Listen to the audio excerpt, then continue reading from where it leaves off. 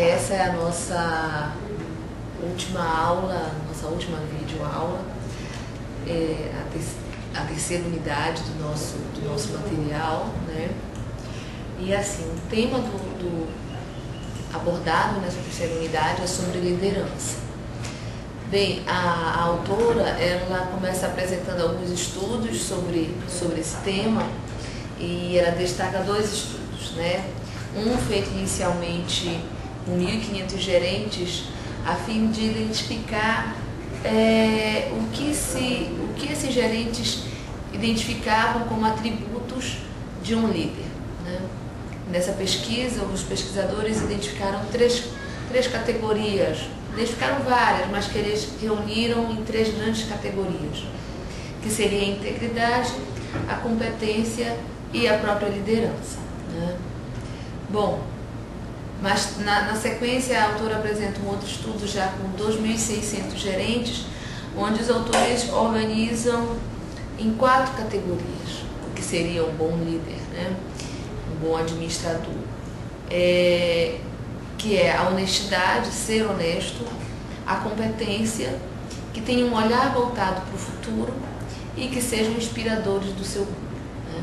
Então, assim, na verdade, ela começa falando dessas pesquisas e fecha dizendo que parece que, tanto numa pesquisa quanto noutra, existe um ponto comum, que é a questão da credibilidade, né? Um bom líder é aquele que tem credibilidade junto aos seus liderados, né?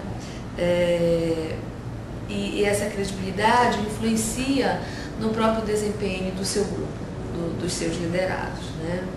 Então, nesse sentido, o que seria a liderança? Ela pergunta, o que é a liderança? Liderança é justamente a capacidade que uma pessoa tem de influenciar um grupo para alcançar um determinado objetivo que é estabelecido, né? Então, a liderança é essa capacidade que eu tenho de influenciar o outro.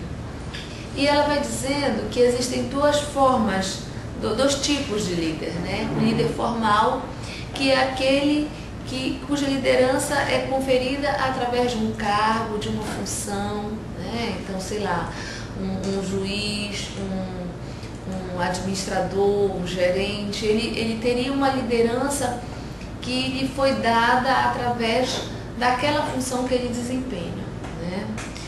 E teria os líderes informais, que são líderes produzidos pelo próprio grupo, que não existe um cargo dando a liderança, mas que o grupo, as pessoas colocam essa pessoa, esse sujeito, num lugar de liderança, num lugar de destaque, onde as suas ideias acabam influenciando no restante do grupo.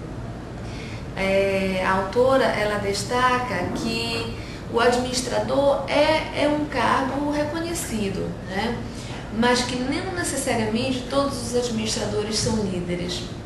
Então, assim, o líder formal, que a gente falou ainda há pouco, é uma liderança que é dada ao sujeito em função do cargo, mas nem todo ocupante desse cargo acaba sendo líder, né? Então, é uma coisa interessante.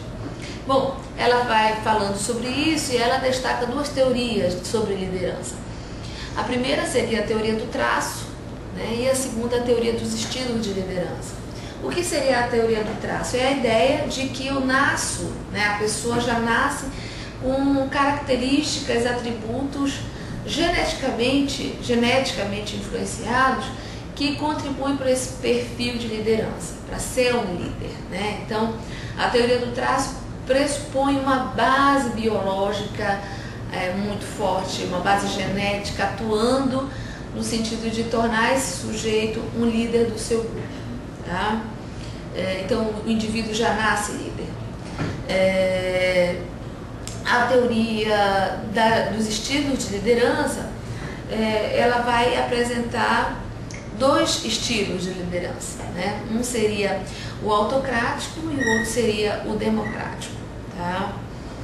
O autocrático seria aquela liderança orientada para a produção, onde as questões do grupo elas não são valorizadas. Então eu sou um líder cuja ação, cujo comportamento é no sentido de garantir que esse grupo produza, tá? O democrático é aquele estilo em que o líder compartilha a responsabilidade com os seus liderados. Então é uma liderança compartilhada, a gente pode dizer assim, né? Na verdade, o que está em jogo aí entre um estilo e outro é a própria concepção que o líder tem sobre a fonte do seu poder, né? O líder autocrático, ele acredita que a liderança está nele mesmo, né? Enquanto o poder está nele. Enquanto que o líder democrático, ele vê o poder como algo que não está nas suas mãos, mas que é necessariamente algo compartilhado com os seus subordinados. É algo produzido nas relações que esse sujeito tem com os seus subordinados no grupo, né? Então, o poder é conferido pelo grupo. Bem, ela está falando de liderança e aí ela abre um tópico dentro da unidade para falar sobre o processo de socialização. E ela começa a falar de processo de socialização com uma ideia bem interessante, que é a ideia de contrato psicológico, né? E ela vai falar assim, em geral, sempre que iniciamos um relacionamento, a gente está fazendo contratos, né? O contrato envolve um jogo de expectativas entre as partes envolvidas.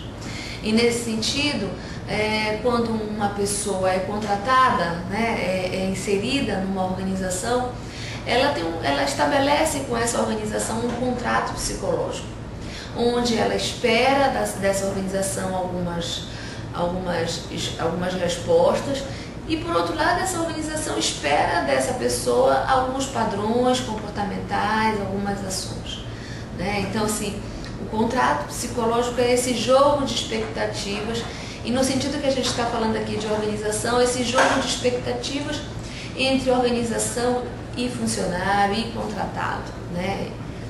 E aí ela vai falando do quanto é importante a